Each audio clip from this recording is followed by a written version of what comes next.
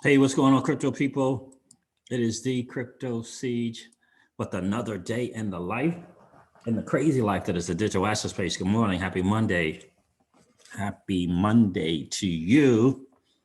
Monday is a great day in the digital asset space if you're on the Celsius platform. How about those weekly payments? That is just unbelievable how that compounds, adds up and compounds. Really, really excited about that. So guys, listen, the market is doing its thing again.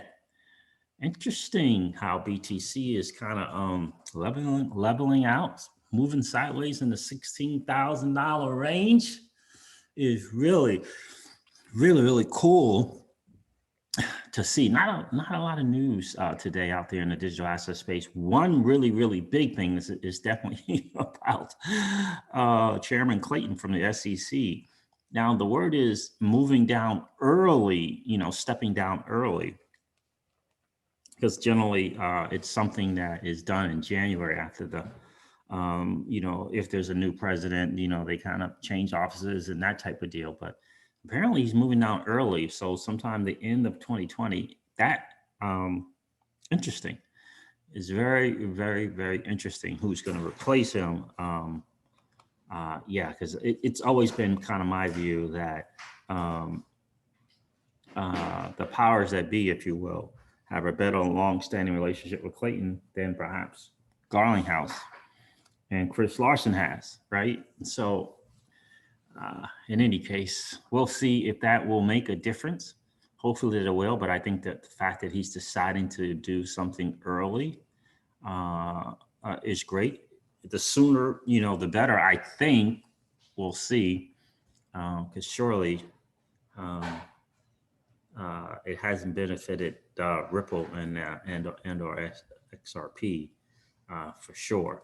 So listen, let's check out the market. Listen, this is your XRP Ripple daily news in around 0 to 10 minutes. Bitcoin is at $16,400.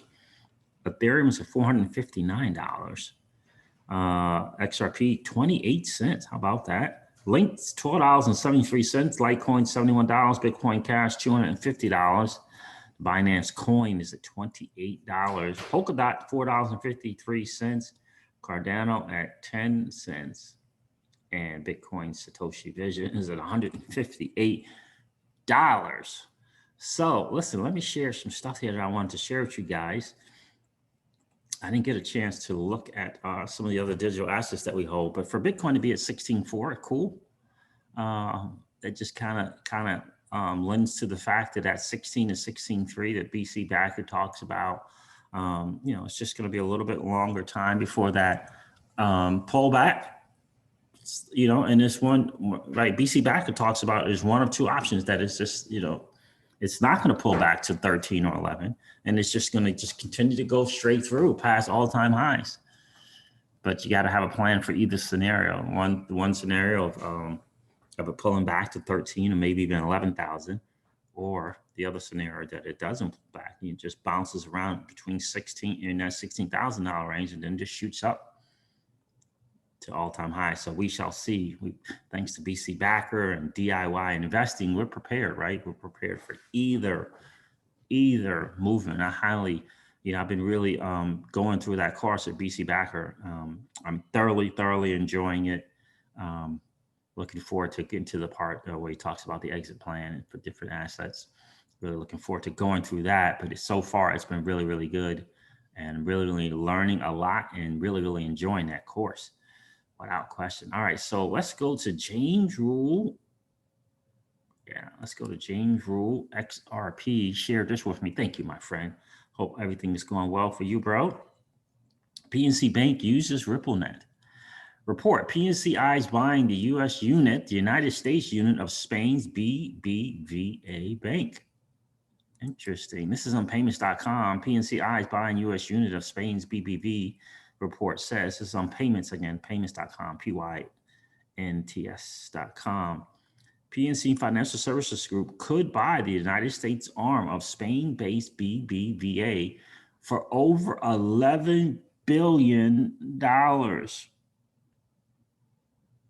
which could be one of the largest bank acquisitions since the financial crisis over a decade ago. The Wall Street Journal reported, with the deal potentially announced as soon as Monday, well, it's Monday, so let's see if we hear something. The deal, the report stated, will result in a bank with over $550 billion in assets and the 5th largest retail bank in the country. The acquisition could have the effect of boosting PNC's presence in the Southeast and West, where the markets are growing quickly, according to the Wall Street Journal. BBVA bought Alabama's Compass Bank shares in 2007 and has around $100 billion in assets, including branches around the Sun Belt, with a large presence in Texas. PNC's strongest presences are in the Mid-Atlantic, Midwest, and the Southeast. PNC is on RippleNet, right? RippleNet customer. PNC has been considered one of the more likely contenders to help consolidate the broken up United States banking sector, the Wall Street Journal reported, having recently added fuel to that fire by becoming involved in a sale of its stake in BlackRock for $15 billion. Whoa. Wow, that roped in funds that could be used for acquisitions. Nice move, PNC. So listen, this is something that is in the works. And I guess maybe we'll learn something today if it actually goes through, but we'll keep our eye on that. Again, PNC is definitely a RippleNet customer. This is the big news for me of the day. I got to tell you. Interesting. Jay Clayton says he will step down early as head of the SEC at the end of 2020. Thank you, James Rule, my dude, for sharing this. We definitely appreciate you taking your time and your energy and your resources to share with the community. And I got to say this as well. I want to say I am so disheartened about a couple of things, couple of content creators and big time value adds to the community kind of going through some hardships right now. One is Crypto Eddie, the other is XRP Crypto Wolf. I just got to tell you, my heart breaks for the both of them. Crypto Eddie learning, and apparently she learned about this in September, that she had been demonetized on YouTube. And so, it's so hard to understand what is going on with YouTube. It really is hard to understand what's going on there. Yeah, so sad. So I know that she is, rebounding and she's recovered and she's looking to do other things and step up her game. She says she's going to go from Crypto Eddie 1.0 to Crypto Eddie 2.0.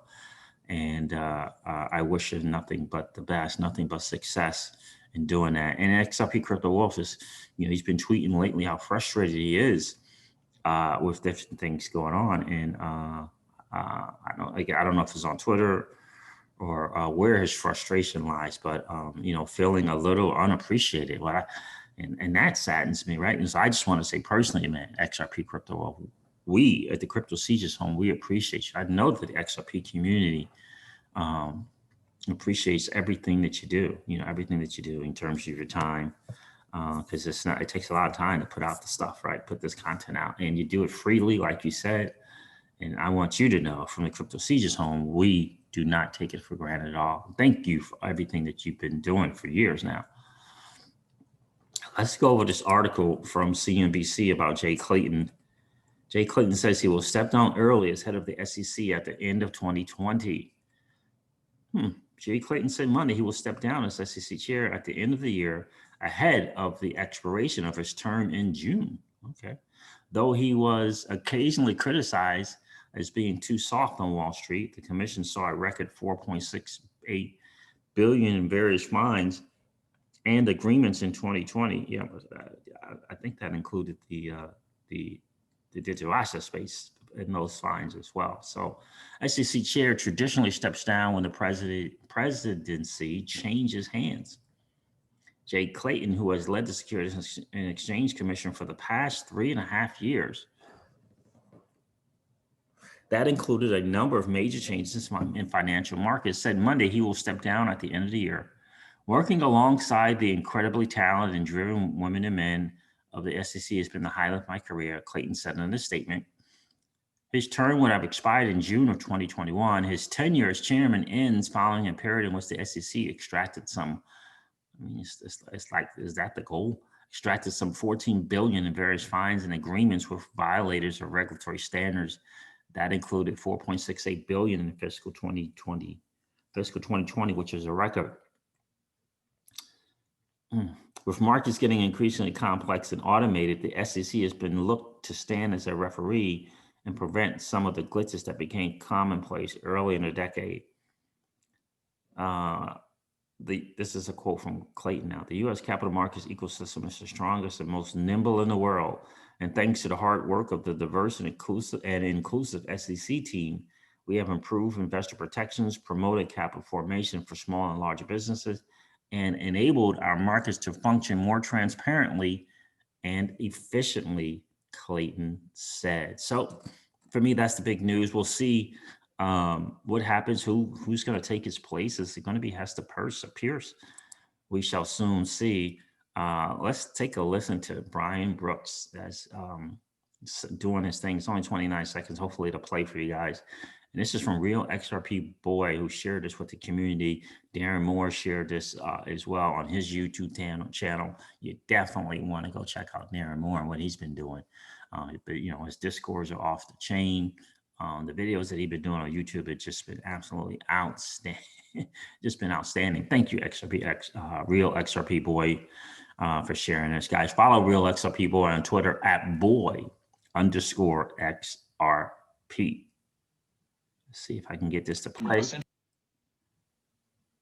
That China has done is they have captured more than 51% of the mining capacity on the Bitcoin blockchain, which means that the very first internet of money, which was the Bitcoin blockchain about 10 years ago, is now essentially owned by China.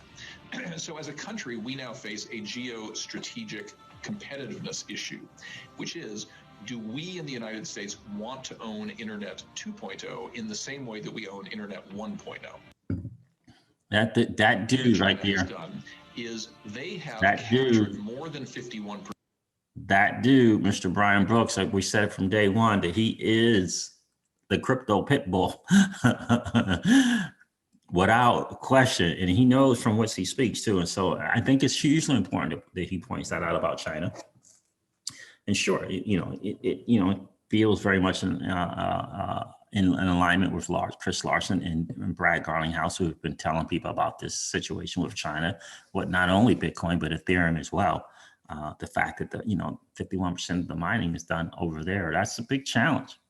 That is a big, big challenge. So shout out for Brian Brooks for making a point of letting more and more people understand what's really going on, the reality of things. And I encourage you, thank you for your work, Brian Brooks. We definitely appreciate that. We appreciate the fact that you're putting a sense of urgency, out there amongst whoever is, listening, hopefully the Congress and this current administration, so that they can realize that we need to move forward. And I get the whole get it right before you get it done, or do it fast, or whatever that saying is, In any case, we need to move faster, right? So Real XRP shared this as well. Another thing from Darren Moore. At Fame 20 More, you made me think of this. Exciting time. Patiently waiting for the system upgrade. Onward, my friend. So this is from the Bank of England, talking about what they're looking to do. And they're moving forward, right? They're moving forward. The bank believes that, let me read this. One of these new features for which we would like to explore demand is synchronization. The banks believe that this functionality could provide an opportunity to reduce costs and risk, improve efficiency, and support innovative new methods of settlement.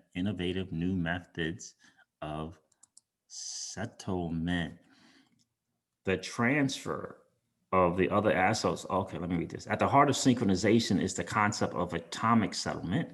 This means that the transfer of two assets is linked in such a way as to ensure that the transfer of one asset occurs if and only if the transfer of the other asset also occurs.